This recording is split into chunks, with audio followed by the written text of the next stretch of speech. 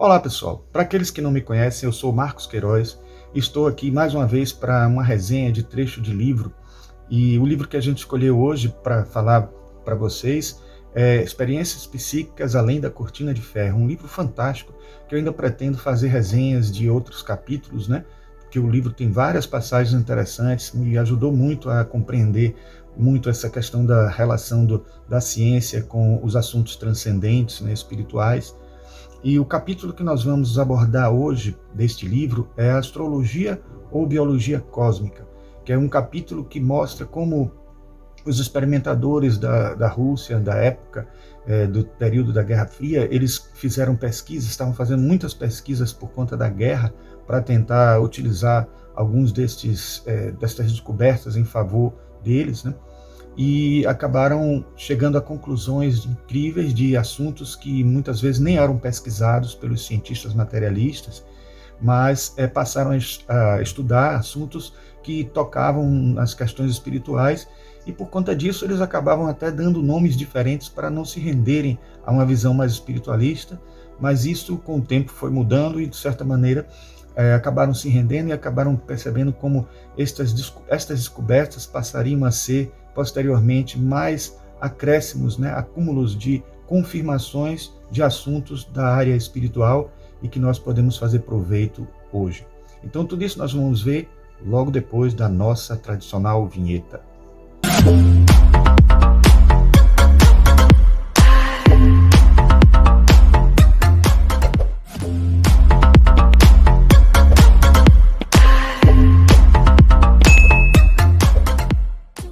Então, estamos aqui para falar desse trecho que eu falei para vocês do livro, né, Experiências Psíquicas Além da Cortina de Ferro, que antes, né, de entrar propriamente no capítulo que vamos abordar hoje, eu disse também que tem outras passagens, porque esse livro, na verdade, é um livro que eu diria um dos mais incríveis de parapsicologia, porque enquanto os livros em geral de parapsicologia falam muito do conteúdo teórico, das classificações dos fenômenos paranormais, este mostra o lado experimental feito por indivíduos que não eram ligados ao tema, mas que acabaram entrando numa área de pesquisa, mais ou menos como acontece em qualquer área de conhecimento, né? Que tudo é novo, tudo é ainda experimental, é ainda desconhecido, e começa-se a pesquisar e vai se tentando descobrir novos nomes para novas questões, e quando eles às vezes nem têm conhecimento das pesquisas anteriores feitas daquela mesma área, vão criando nomes novos, ou para, como eu disse na introdução, ou para não se renderem a descobertas que eram tradicionalmente enquadradas como espiritualistas, eles também porque desconheciam, às vezes porque nem dominavam o assunto, e começavam a desbravar determinadas áreas de conhecimento, e essas áreas de conhecimento passavam a ter nomes diferentes, até paralelos, e só os cientistas que já também pesquisavam da mesma área, que deram outros nomes já há muito tempo, percebiam isso e incorporavam nos seus conhecimentos as ideias que os russos lá do período da Guerra Fria conseguiam desenvolver. Um dos exemplos clássicos, só para vocês terem ideia, para vocês perceberem a grandiosidade desse manancial de informações do livro Experiências Psíquicas Além da Cortina de Ferro, que por um acaso eu tenho ele aqui, só ele está meio velhinho, assim, amarelado, né, por causa do sol. Mas uma das pesquisas bem conhecidas é a do efeito Kirlian, né, a fotografia Kirlian e tal, outro também do corpo bioplasmático, né, a tentativa de explicar um corpo sutil que existe. Foram feitas pesquisas descobrindo que eles eram feitos de plasma. Todos nós temos esse corpo, mas os russos acabaram descobrindo, por conta até da própria pesquisa inicial da máquina Kirlian, foram a fundo e acabaram descobrindo a existência desse corpo bioplasmático. Mas, bom, isso é um assunto para outro vídeo, porque hoje nós vamos abordar justamente a questão da astrologia, como a astrologia foi descoberta pelos russos por um caminho que não era nem o que eles pretendiam. Eu costumo chamar até isso de serendipidade. Na verdade, não sou eu nem que costumo chamar, é um termo oficial mesmo, né? Quando a pessoa vai experimentar, buscar alguma coisa e acaba chegando em outra, né, por um acaso, entre aspas, né, porque não existe esse acaso assim, como a gente costuma dizer, alguma coisa completamente casual, Então, um exemplo até clássico foram alguns remédios como Valium, alguns remédios usados para neurociências, para tratamentos neurológicos, que quando a fábrica, né, a fábrica de remédios que fabrica o Cebion, aquele remédio vitamina C para gripe, etc., fazia sempre assim, quando não dava certo algum experimento, eles recolhiam e guardavam para depois ver no que deu aquilo ali, se serviria para alguma coisa. Então, muitos remédios aconteciam, eram descobertos assim, quando eles investigavam experimentos que não deram certo. Isso também chama-se serendipidade. E no caso, essa descoberta dos russos, eu diria que se classifica também como uma serendipidade. E aí eu vou pegar um trechinho, porque o trecho que esse livro aborda sobre isso é muito curto, então talvez a gente possa até falar de toda a passagem que tem sobre essa grande pergunta, né, que ele coloca, que se é astrologia ou biologia cósmica, que é o título do capítulo, e ele começa assim: há uma imagem que está tomando forma lentamente na parapsicologia soviética, um filme cinematográfico do ser humano que o mostra como um campo que pulsa e interage dinamicamente com todos os outros campos, como uma nota que ressoa com todas as outras notas da sinfonia. Essa visão viva e interativa de todas as coisas está atrás do interesse aparentemente astrológico dos russos pelas manchas solares. Referimos-nos à atividade solar na ocasião do nascimento de uma pessoa, esclareceu Eduardo Naumov. Mas como é que isso afeta a aptidão de uma pessoa para usar poder psíquico? É muito cedo para conclusões finais, mas as provas estatísticas que estamos acumulando parecem indicar que os bons receptores, que nascem frequentemente quando o Sol está calmo, e os bons emissores quando há atividade das manchas solares. Repare que isso é interessante porque, como eu disse para vocês na introdução, dei aquela informação para vocês na introdução, as pesquisas eram por uma motivação de guerra. Então, eles sabiam que os americanos também, ou não sei quem começou primeiro, mas os americanos também estavam desenvolvendo pesquisas psíquicas no SRI, Stanford Research Investigation, e eles estavam fazendo pesquisas também de pessoas com habilidades paranormais, e a incidência de pessoas com capacidade paranormal é muito pequena. E eles tentaram descobrir ver se a astrologia tinha esse caminho possível, né?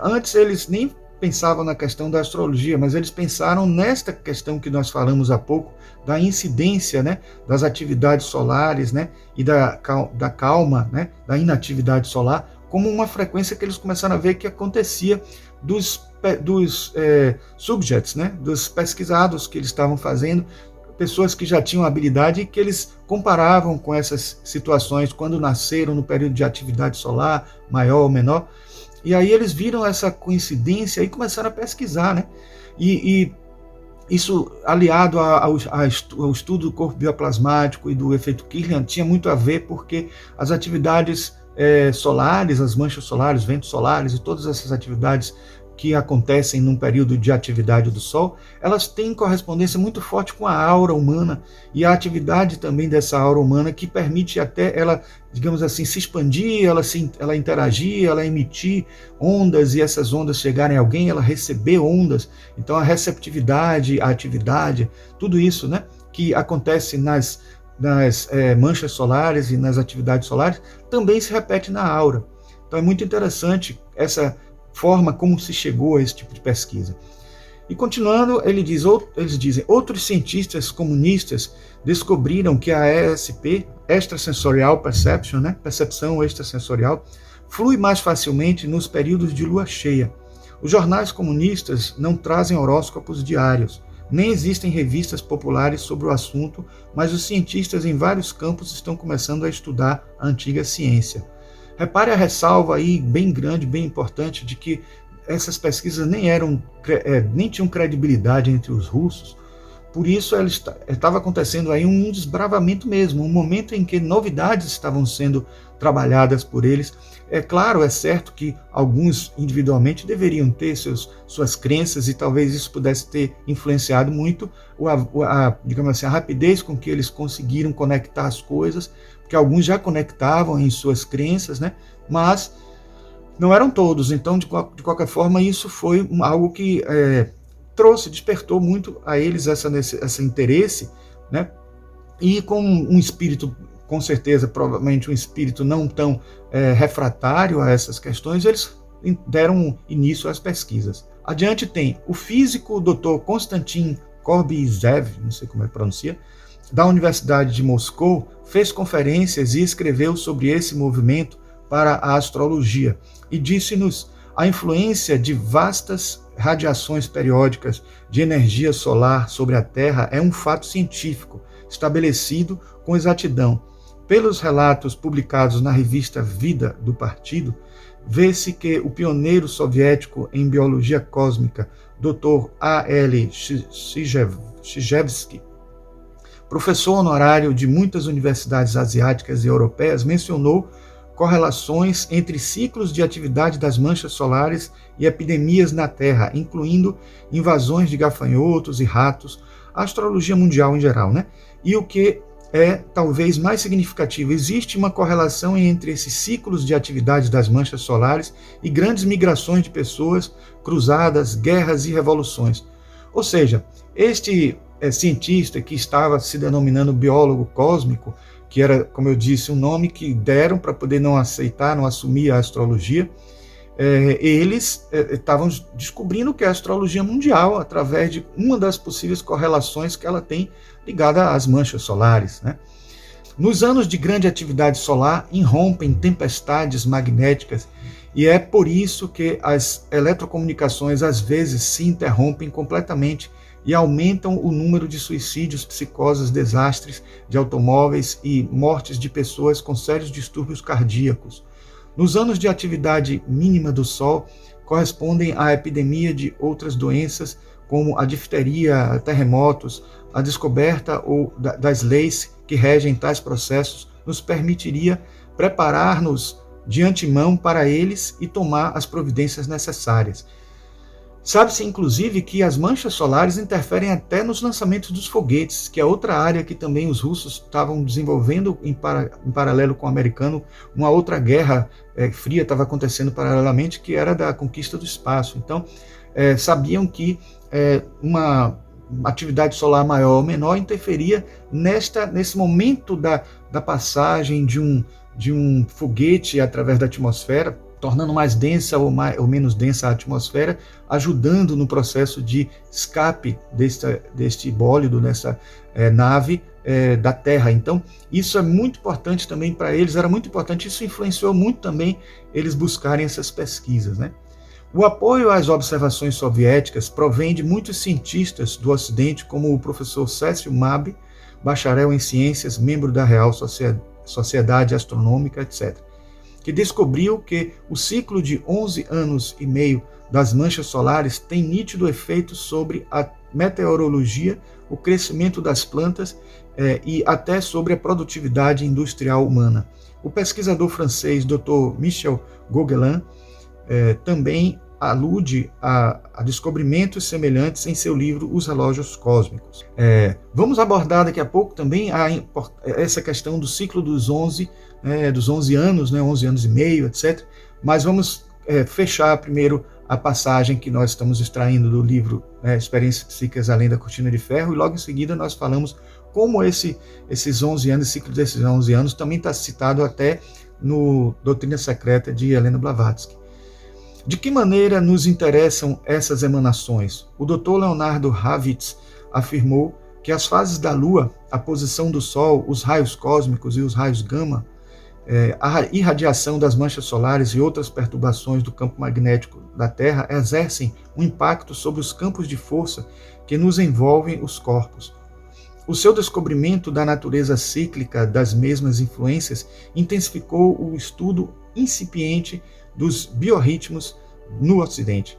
Então, aqueles que já ouviram falar, né, do estudo dos biorritmos, que é aquele estudo que analisa, né, como que os ciclos que acontecem na nossa vida ao longo do dia, ao longo do ano, ao longo da nossa vida inteira, tem tudo a ver também com essas irradiações do Sol e com esses ciclos solares, porque digamos, uma ligação sintônica, né, sincrônica e, de certa forma, até com alguma ressonância mórfica que ocorre entre o Sol e todos os habitantes, né, do sistema solar.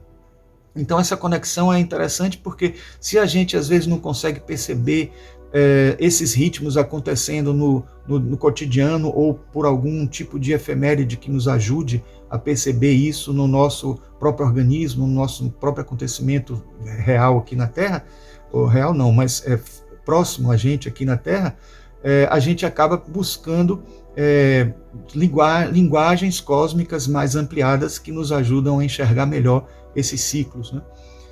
O Dr. Robert Becker, do Hospital da Administração dos Veteranos de Syracuse, em Nova York, revelou num simpósio espacial em 1962 que as mudanças sutis dos campos magnéticos da Terra, causadas pelo Sol, pela Lua e pelos planetas, modificam realmente o campo de força do corpo humano, o qual, por sua vez, afeta o sistema nervoso.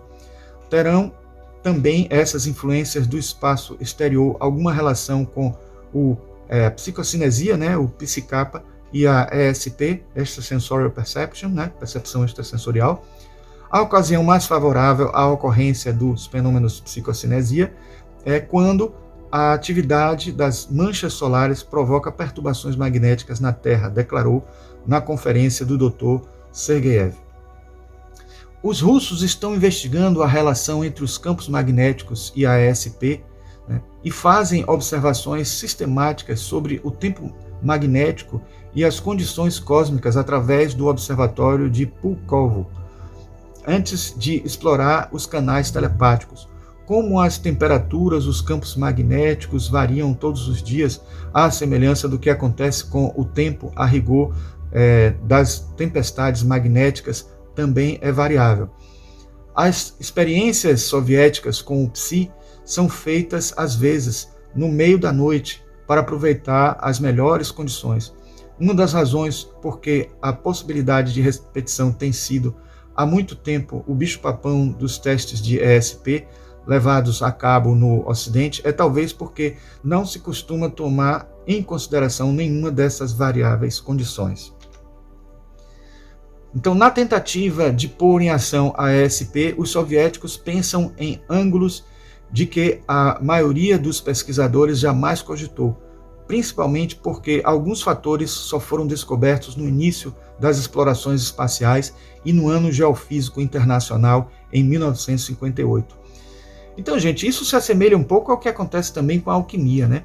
Muitos fenômenos alquímicos eles eram feitos com base na astrologia. Era escolhido o momento exato em que deveria se misturar determinadas substâncias para se obter um resultado que a química cotidiana não consegue. Espero que algum dia os cientistas, até por uma serendipidade, façam alguma mistura de substância em um momento aprazível, em um momento próprio astral, né, em conjunções, em determinadas oposições, conjunções, quadraturas, etc., que favoreçam determinados fenômenos, né, para que eles consigam perceber que há uma diferença realmente radical, né, de acordo com a situação dos aspectos planetários e das condições astrais dos trânsitos, etc.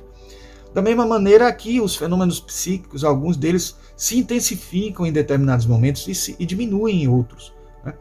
E a ciência que não considera válido nem os fenômenos paranormais, nem a astrologia, dificilmente vai conseguir ter boa fé suficiente para poder levar um tipo de pesquisa como essa adiante, para que possam realmente encontrar as respostas da conciliação entre a astrologia e os fenômenos psíquicos. No livro A Dimensão Galáctica da Astrologia, que tem o subtítulo O Sol Também é uma Estrela, muito sui generis esse subtítulo, vários autores escreveram depois sobre o assunto, usando só esse subtítulo, O Sol Também é uma Estrela, né, de Danny Rudyard, que por sinal também é teosofista, né? Ele escreve o seguinte, né, que H.P. Blavatsky, né, em sua obra Doutrina Secreta, afirma que o ciclo de 11 anos da mancha solar corresponde a um único batimento, sístole e diástole, do coração humano. Veja que interessante, ela relaciona este ciclo de 11 anos, né, com um movimento respiratório, né, do Sol, e um movimento respiratório do nosso logos solar, vamos dizer assim, né, que é um ser, né, de altíssima hierarquia. Didaticamente, divide-se a atividade do Sol em 3 períodos: o Sol calmo, o Sol variando lentamente e o Sol ativo, né? Na prática, é muito difícil a exclusão completa destes 3 componentes, a não ser em épocas favoráveis. O Sol ativo apresenta alguns fenômenos mais característicos, hoje muito bem documentados e monitorados pela ciência. Um deles é a mancha solar. A mancha solar é apenas um entre muitos fenômenos que acontecem. As manchas solares, né, são regiões bem escuras, de forma mais ou menos circulares, e que se apresentam na superfície do Sol. Suas dimensões são pequenas quando comparadas com as dimensões do diâmetro solar em si. Quem primeiro as observou foi um cientista chamado Johannes Fabricius, em 1610. O número de manchas solares varia de forma periódica, muito bem estabelecida, sendo que aumenta e diminui num período de 11 anos, acompanhando rigorosamente o ciclo contínuo do Sol ativo e o Sol passivo. Exatamente esse ciclo que Helena Blavatsky falou e que o Jane Rudyard também fala. Um pesquisador de nome Wolff estabeleceu um chamado número Wolff, que na realidade corresponde a uma quantidade de manchas solares existentes num dia qualquer. Dessa forma, construiu-se um gráfico que relaciona o número de Wolff com o dia do ano, e daí pode-se estudar o comportamento das manchas solares ao longo dos anos. Desde 1850, esse estudo tem se desenvolvido regularmente, e é através desse gráfico que se pode observar a periodicidade do número de manchas a cada 11 anos. Então é uma coisa muito bem documentada, é uma coisa que há algum tempo que já vem sendo pesquisado, né? Associado às manchas solares, outros fenômenos ocorrem, tais como explosões solares, aparecimentos de áreas brilhantes ao redor das manchas, chamadas praias, né? As proeminências e outros que na realidade são uma manifestação de campos magnéticos. Assim, quando um grande número de manchas estão presentes no Sol, ocorre juntamente fenômenos que dão a característica de ativo ao Sol, né? A denominação de ativo para o Sol. Por exemplo, em 1986 e em 1997, foram anos que estavam acontecendo, né, essa grande atividade, né?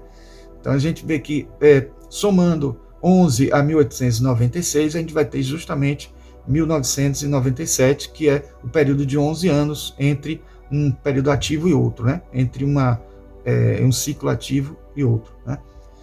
E como ele esteve ativo em 2008, né, que é 1986 mais 11, né, 2008, esteve também em 2019, ele vai estar ativo novamente agora só em 2030. Né?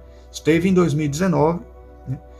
Por tudo isso, o Sol é sempre caracterizado conforme seu ciclo de ativo, inativo, ou passivo, ou calmo. Né? Algo indiretamente ligado aos ciclos do Sol é o chamado vento solar. Do Sol emana continuamente um gás composto de matéria ionizada, isto é, a matéria com suas cargas positivas e negativas dissociadas. Né? O caráter constante e corpuscular dessas emanações é considerado o vento solar. Também é algo associado a essas atividades intensas nesses períodos de 11 anos. Né? Este fluxo de matéria atinge até a órbita de Plutão. Deste modo, o Sol banha todo o sistema solar, e este efeito está associado ao ciclo de atividade. Então, o ciclo de atividade é algo que irradia, que não só física, como energeticamente, sutilmente, etc. Então, na época do Sol calmo, a velocidade e a densidade do vento solar são menores que na época do Sol ativo. Então, as explosões solares que ocorrem em curtos intervalos de tempo lançam para o espaço interplanetário uma grande quantidade de partículas que, quando atingem a Terra, causam alguns fenômenos observáveis. Por exemplo, as variações do magnetismo terrestre, as auroras boreais, interrupção nas comunicações de ondas curtas, influência nas nas condições meteorológicas, alteração da fotossíntese dos vegetais, diminuição da quantidade de raios cósmicos que chegam à Terra. Tudo isso são fenômenos associados a esses ciclos e também a irradiação dos ventos solares, etc. Esses fenômenos também estão ligados à influência do vento solar, como eu disse, né? Todas essas características do Sol foram apresentadas para poder se criar uma visão da alteração das condições terrestres, bem como do sistema solar em função da atividade solar. Então vocês viram que não foi à toa que essa descoberta aconteceu entre os russos, porque é muito forte a influência, é muito diretamente relacionada, né, à atividade solar, né, as manchas solares, etc., com acontecimentos em todo o sistema solar. Então a astrologia mundial está diretamente imbricada, diretamente relacionada. Aí você diz assim, não, mas por que não tem ainda uma efeméride? Não tem, né? A gente ainda não está com uma efeméride detalhada suficiente, né? Mas o próprio Dani Rudyard, desse livro que nós mostramos nesse instante, né, ele fala que às vezes determinadas coisas elas não são utilizadas porque não tem efeméride suficiente. Planetas posteriores que forem surgindo, forem descobertos, e até Quiron, né, e até, por exemplo, Lilith, que não são propriamente, são relações que são asteroides, né, e uma relação espacial, Lua, entre Lua, etc. E a gente quando tem uma efeméride mostrando como isso acontece, como os nódulos da Lua, norte e sul, a gente vai agregando informações. E uma coisa que é importante, que a gente ouve falar muito, eu até já ouvi isso ser falado inúmeras vezes, até mesmo numa palestra do saudoso Ademar Eugênio de Mello, um grande cientista, que era não só astrólogo, como astrônomo e astrósofo, estudava a filosofia dos astros. Ele dizia que se a gente tiver efemérides fora do nosso sistema solar ou de outros planetas e sistemas de nossa galáxia, a gente vai também conseguir fazer uma leitura disso ao longo do tempo, porque essa sincronicidade é cósmica, essa sincronicidade envolve todo o universo. A gente só está utilizando os planetas que nós conhecemos, os planetas que estão no nosso sistema solar, porque nós temos efemérides que são justamente aqueles documentos que mostram onde está em grau, né? Onde está o Sol, a Lua, as estrelas, onde está o Sol, a Lua, o Mercúrio, o Vênus, Marte, Júpiter, Saturno, Urano, Netuno, os planetas todos em cada momento onde eles estão, e aí podem definir o mapa, mostrar a configuração deles angularmente, etc. Então, qualquer outra efeméride que nos mostre relações fora, né, do nosso sistema, a gente também poderia encontrar situações incríveis, informações incríveis, só que aí também dependeria do ritmo, que a gente sabe também que os planetas externos são aqueles que se movem mais lentamente, então os ciclos também são mais lentos, então os acontecimentos mudam com um maior tempo. Mas, de qualquer forma, a gente, para estudar a astrologia mundial, a história da humanidade, coisas que aconteceram em determinado momento, ter uma efeméride que mostra a gente algo que aconteceu há 30, 40, 50, 100, 200 anos atrás, vai ser muito útil para a gente realmente conseguir compreender melhor algumas coisas da história que às vezes não estão muito bem clarificadas, e compreender também a interatividade do que acontece no mundo, na Terra em si, nos acontecimentos da Terra, e no que está acontecendo em todo o nosso sistema solar, em toda a nossa galáxia, né? No Doutrina Secreta nós encontramos essa passagem que, mais detalhadamente, eu vou colocar aqui, apesar de ter alguns trechos que eu extraí, para ficar mais simples. Já se disse a Alhures que a filosofia oculta nega que o Sol seja um globo em combustão, definindo-o simplesmente como um mundo, uma esfera resplandecente, da qual se acha oculto o Sol verdadeiro, e que o Sol visível é apenas o reflexo, a concha. E o Sol visível é uma simples janela aberta do verdadeiro palácio solar, cujo labor interno ele revela sem alteração. Desse modo, durante o período vida solar manvantárica, há uma circulação regular do fluxo vital de um extremo a outro do nosso sistema, onde o Sol é o coração, como a circulação do sangue no corpo humano, contraindo-se o Sol com um ritmo semelhante ao do coração humano, depois que o sangue a ele regressa. Só que, em vez de realizar o circuito em 1 segundo, aproximadamente, requer o sangue solar 10 anos para circular e 1 ano inteiro para atravessar suas aurículas e seus ventrículos antes de ir depurar os pulmões e de voltar às grandes artérias e veias do sistema. Então essa é a passagem que o Danny Rudyard citou, e que eu achei bom a gente trazer ela detalhadamente, né? E, de certa forma, há uma diferença também em alguns lugares falando de 11 anos e meio, então com certeza existe aí uma pequena detalhezinho de mais ou menos do que 1 ano, né? Um tempinho a mais além de 1 ano nesse processo todo, na contagem dos 11 anos, que faz com que chegue a 11 anos e meio, e é interessante que a gente perceba que mesmo com essas diferençazinhas, a gente ainda está, mesmo a gente sabendo algumas coisas como essas que já se está sabendo, né, que já é incrível saber esse tipo de coisa num nível cósmico tão amplo, ainda se precisa entender mais e compreender com mais precisão os detalhes desse conhecimento, né? E eu encerro com essa passagem do livro também A Dimensão Galáctica da Astrologia, de Danny Rudyard, que ele diz: segundo a visão holística da natureza, do universo e da humanidade, o que chamamos de existência consiste em um estado de atividade que funciona em termos de totalidade. Um ser humano constitui um todo, e um organismo, o que significa um campo organizado de atividades interrelacionadas e interdependentes, por conseguinte, funcionais. Classificamos essas atividades consoantes seu funcionamento no nível físico, biológico, psicológico, mental e, na falta de um termo melhor, supramental ou nível da alma. O homem, enquanto pessoa total, constitui um todo que inclui todos esses níveis. Então, essa totalidade é uma totalidade que faz com que a gente perceba que, quando a gente se refere ao nosso eu superior, a gente não está se referindo a só nossa relação com Deus, mas nós também estamos falando da nossa relação com o universo como um todo, porque nada está separado, não é só um ser separado do outro que a gente tem que negar essa ideia, nem um ser separado da coletividade, nem um ser separado de Deus, mas o ser separado do universo, isso também não existe, isso também é uma ilusão.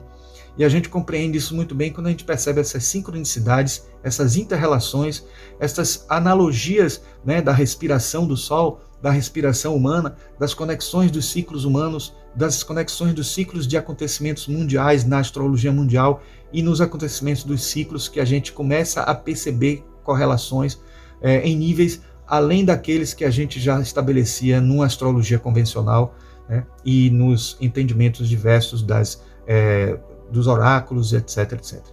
Então, pessoal, era isso que eu queria dizer. Espero que vocês tenham gostado desse conteúdo. E se gostaram, por favor, não deixem de clicar aí na inscrição do canal, porque aí vocês vão ter outros conteúdos desses chegando até você quando vocês abrirem o YouTube, né? E aí vai aparecer para vocês também. Se gostaram deste vídeo em especial, deem um like aí, que vai ajudar muito a gente, né?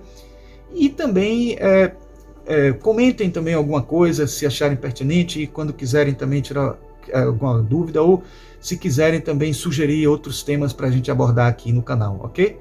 Então, pessoal, até o próximo vídeo.